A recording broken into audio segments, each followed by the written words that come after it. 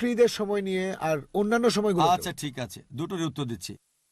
বকরিদে যেটা হয়, আল্লাহ পবিত্র করে বলছেন সূরা হজ অধ্যায় নম্বর 22, আল্লাহ সুবহানাহু ওয়া তাআলার কাছে মাংস বা রক্ত পৌঁছায় না, আল্লাহর কাছে পৌঁছায় তোমাদের তাকওয়া। অন্য ধর্মে এরকম না। অন্যান্য ধর্মে উৎসর্গের সময় পশু বলি দিয়ে ফেলে রাখে একটা বেদিতে একজন দেবতার সামনে। সেটা খায় কে? ঈশ্বর খান।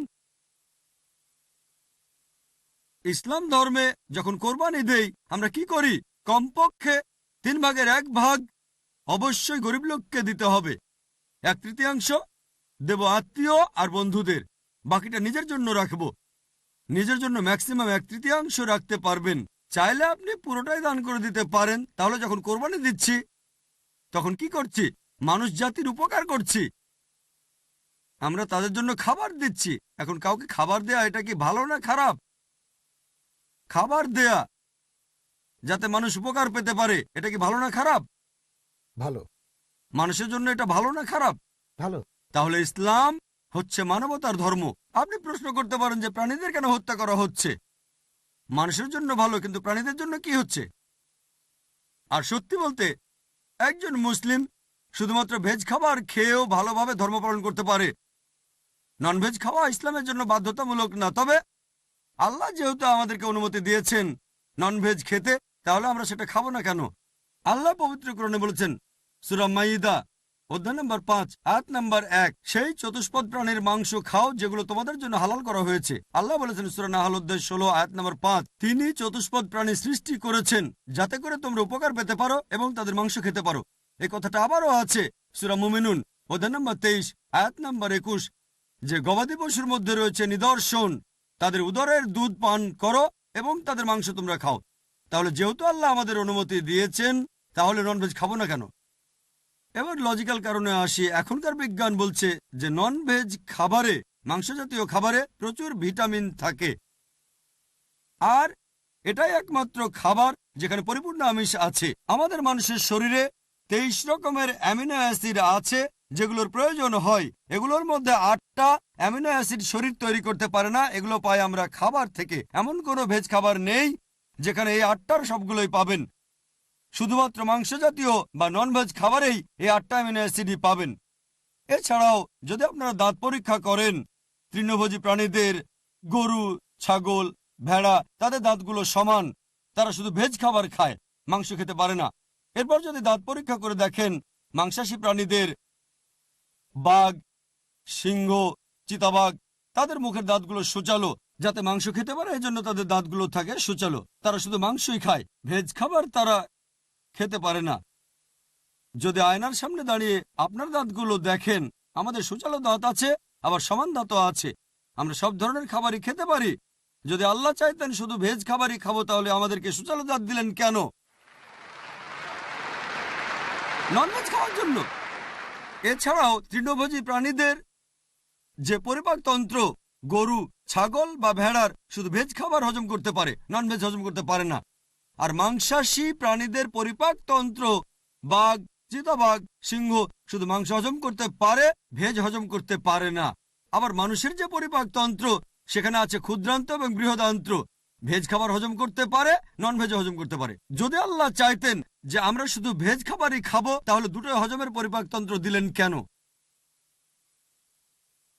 এছাড়াও অনেক ভুল ধারণা আছে যে হিন্দুদের ননভেজ খাবার খাওয়া উচিত না।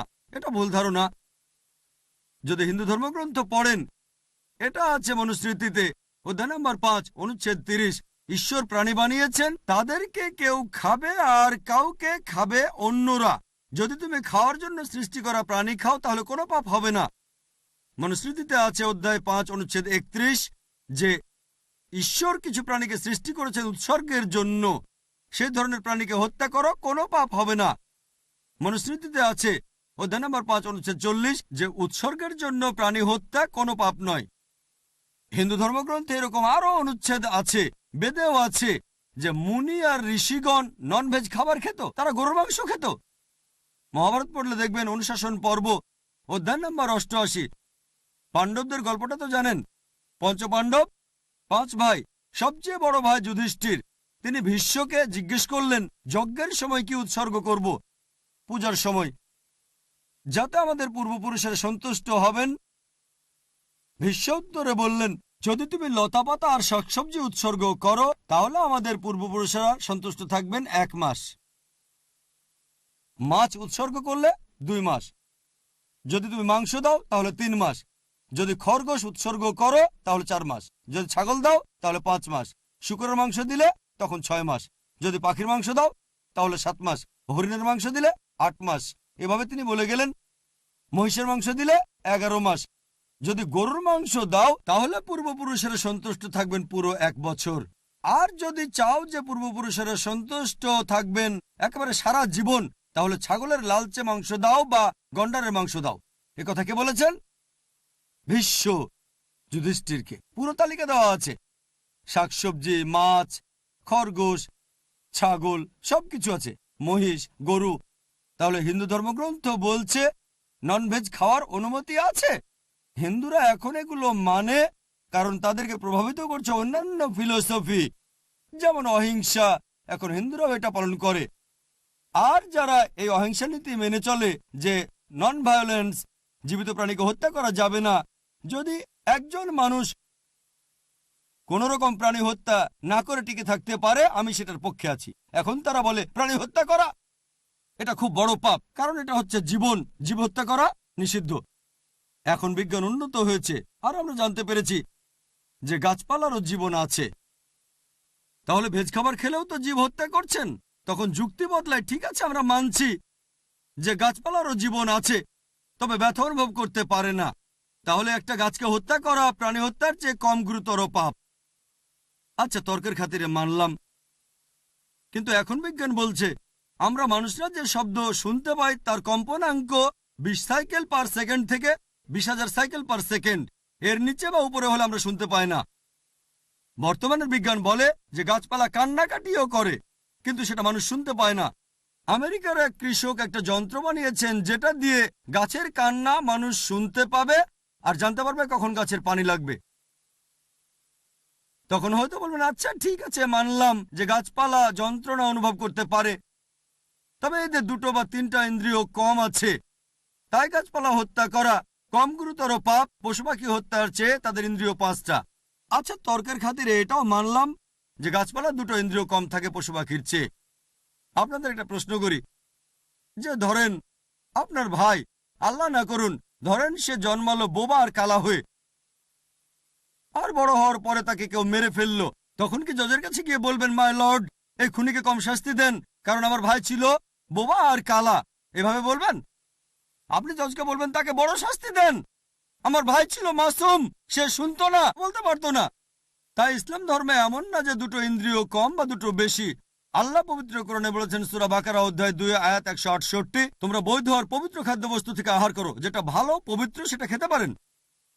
আর এছাড়াও যদি অমুসলিমরা তারা ননভেজ খাবার খেতে না চায়, আমার কোনো সমস্যা নেই, আপত্তিও নেই। শুধুমাত্র যখন বলছেন এটা পাপ, মানবতার বিরুদ্ধে, তখন আমি উত্তর দিচ্ছি। এমনিতে অমুসলিমরা ভেজ খাবার খেলে সেটা আমার জন্য ভালো। যদি সব অমুসলিম ননভেজ খাওয়া শুরু করে দেয় তাহলে গরু ছাগলের মাংসের দাম বেড়ে যাবে। তাই ব্যক্তিগতভাবে আমার আপত্তি নেই।